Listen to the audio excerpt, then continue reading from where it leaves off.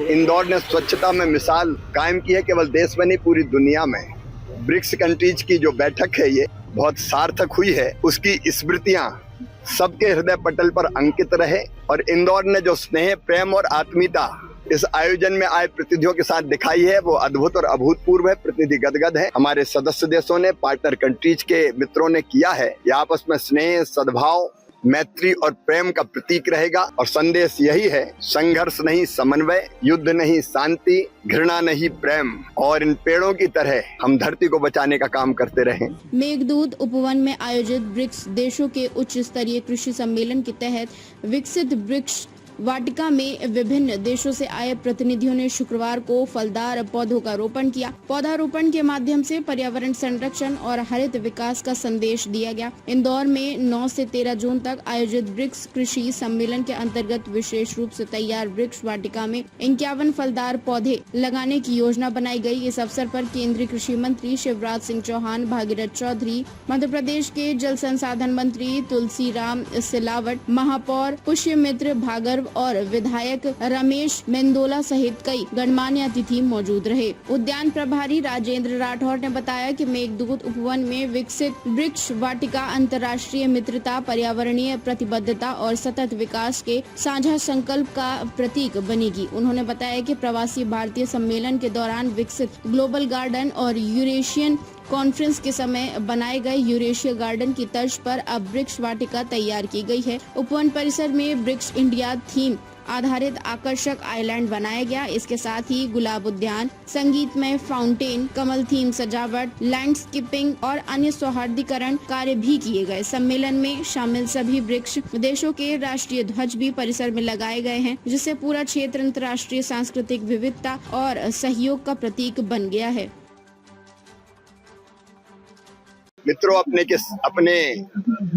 सपनों के शहर इंदौर में आज ब्रिक्स कंट्रीज के एग्रीकल्चर मिनिस्टर्स और डेलीगेशन के बाकी सदस्य आए हुए हैं। इंदौर ने स्वच्छता में मिसाल कायम की है, केवल देश में नहीं पूरी दुनिया में। ब्रिक्स कंट्रीज की जो बैठक है ये बहुत सार्थक हुई है, उसकी स्मृतियां सबके हृदय पटल पर अंकित रहे। और इंदौर ने जो स्नेह, प्रेम और आत्मीयता इस आयोजन में आए प्रतिनिधियों के साथ दिखाई है वो अद्भुत और अभूतपूर्व है। प्रतिनिधि गदगद है।